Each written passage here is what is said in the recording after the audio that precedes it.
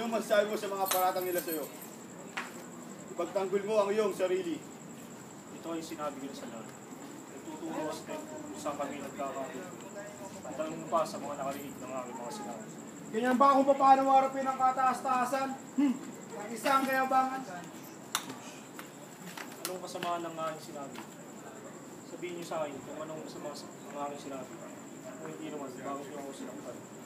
Oo, makikinig kami sa mga nakarinig ng iyong kalabastahanan sa Diyos. Ngayon, ating silang pakinggan. Taong bayan. Ipa ako sa krus.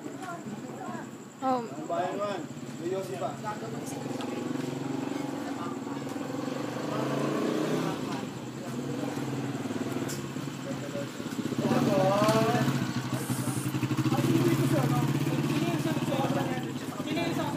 din sa kabili ko.